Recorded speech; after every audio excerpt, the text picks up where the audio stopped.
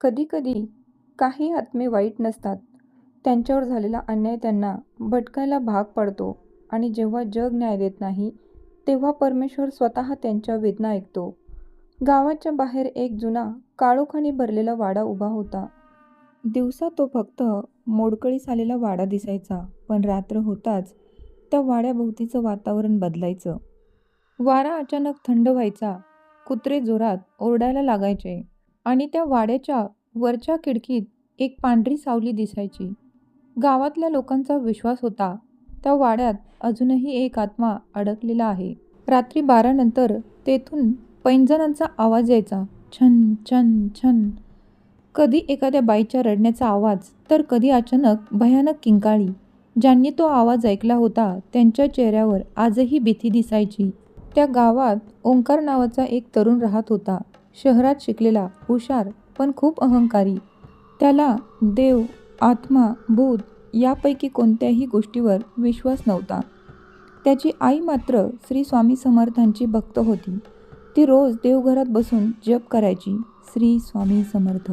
ती नेहमी म्हणायची, बाळा, काही शक्ती डोळ्यांना दिसत नाही, पण त्या असतात. ओंकार हसायचा, आई, भूत असतील, पण देव नसतो.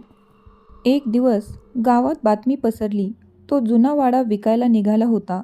कोणीच तो घ्यायला तयार नव्हतं, कारण त्या वाड्याचा इतिहास खूप भयानक होता.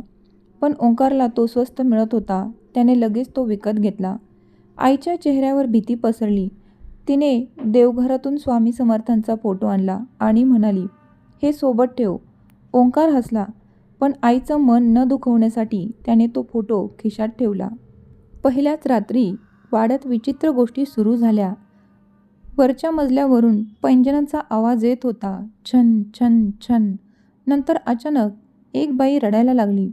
इतका वेदनादायक रडणं, जणू तिचं काळीज अजूनही जळत होतं. ओंकारच्या अंगावर काटा आला. तो धाडस करून वर गेला. वरच्या खोलीत पूर्णपणे अंधार होता, पण खोलीच्या कोपऱ्यात कोणीतरी बसलं होतं. पांढरी साडीत, लांब केस आणि मान खाली. ओंकारचा श्वास अडकला. तेवढ्यात ती सावली हळूहळू वर पाहू लागली. तिचे डोळे पूर्ण काळे होते आणि चेहऱ्यावर जळाल्याच्या खोल खुणा.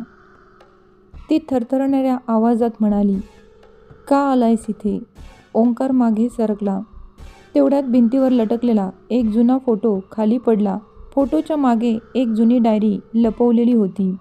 ओंकारने ती डायरी उघडली आणि त्या वाड्याचं भयानक सत्य समोर आलं. त्या डायरीत लिहिलं होतं, माझं नाव माधवी आहे. मी श्री स्वामी समर्थांची भक्त आहे.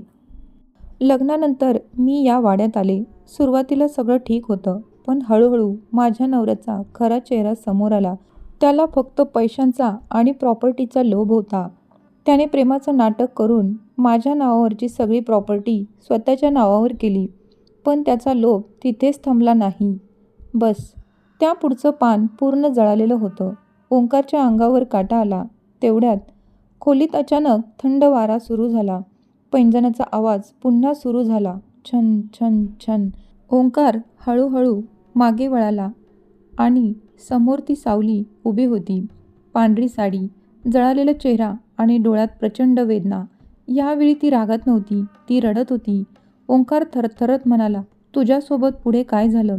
तू कशी मेली? त्या आत्म्याच्या डोळ्यातून अश्रूंऐवजी काळसर रक्त वाहू लागलं आणि काही क्षणांनी ती हळूहळू बोलू लागली. त्या रात्री त्याने मला वरच्या खोलीत बंद केले. मी खूप विनवण्या केल्या. मी त्याच्या पायावर पडले, पण त्याला फक्त प्रॉपर्टी हवी होती. खोलीत अचानक जळाल्याचा वास पसरू लागला. ओंकारचा श्वास अडकू लागला. ती सावली थरथरत पुढे म्हणाली, मी स्वामींचा जप करत होते, श्री स्वामी समर्थ, श्री स्वामी समर्थ. आणि अचानक त्याने बाहेरून खोलीला आग लावली. तेवढ्यात संपूर्ण खोलीत आग लागल्यासारखा आवाज घुमू लागला. भिंती काळ्या पडू लागल्या. ओंकारला असं वाटत होतं, जणू तो ते दृश्य प्रत्यक्ष पाहतोय. ती सावली जोरात ओरडू लागली, मी जळत होते, मी ओरडत होते, पण कोणीच मला वाचवलं नाही. तिचा आवाज आता खूप भयानक झाला होता. माझं शरीर जळून गेलं, पण माझ्या वेदना नाही, म्हणून मी इथेच अडकले. हे ऐकून ओंकारच्या डोळ्यात पाणी आलं. पहिल्यांदाच त्याला त्या आत्म्याची भीती नाही, तर तिचं दुःख जाणवत होतं. ती जोरात ओरडू लागली, मला न्याय पाहिजे, मला शांती पाहिजे. ओंकार भीतीने थरथरत होता. तेवढ्यात त्याच्या खिशातून स्वामी समर्थांचा फोटो खाली पडला आणि अचानक संपूर्ण खोलीत चंदनाचा सुगंध पसरला. एक तेजस्वी प्रकाश निर्माण झाला. त्या प्रकाशात स्वामी समर्थांची दिव्य आकृती दिसू लागली. माधवीचा आत्मा अचानक शांत झाला. तिच्या डोळ्यातून रक्त नाही तर अश्रू वाहू लागले. स्वामींचा आवाज घुमला, तुझं दुःख संपलं आहे. त्या क्षणी माधवी रडू लागली. स्वामी, मला मुक्त करा. प्रकाश अजून वाढला आणि काही क्षणात माधवीची सावली हळूहळू हवेत विरघळू लागली. गायब होण्यापूर्वी ती ओंकारकडे पाहून म्हणाली, स्वामींवर विश्वास ठेव. आणि पुढच्या क्षणी ती कायमची नाहीशी झाली. दुसऱ्या दिवशी सकाळी गावातील लोकांनी पाहिलं. ओंकार त्या वाड्याबाहेर बसला होता. हातात जपमाळ, डोळ्यात अश्रू आणि ओठांवर सतत एकच मंत्र, श्री स्वामी समर्थ. पण माधवीचा आत्मा मुक्त झाल्यानंतरही त्या वाड्यातले आवाज बंद झाले नाहीत. कारण त्या वाड्यात अजून कोणीतरी होतं, एक अशी सावली जी माधवीपेक्षाही जास्त भयानक होती. त्या वाड्यात अजून कोण भटकत होतं? चला तर मग पाहूयात पार्ट 2 मध्ये. वाईट शक्तीपेक्षा भयानक असतो माणसाचा लोभ आणि सर्वात मोठी शक्ती असते श्रद्धा. कारण जिथे विज्ञान आणि माणसं हरतात तिथे स्वामी भक्तांचा हात कधीच सोडत नाहीत. भिवू नकोस, मी तुझ्या पाठीशी आहे. श्री स्वामी समर्थ. जर तुम्हालाही स्वामी समर्थांवर विश्वास असेल तर कमेंटमध्ये नक्की लिहा, श्री स्वामी समर्थ.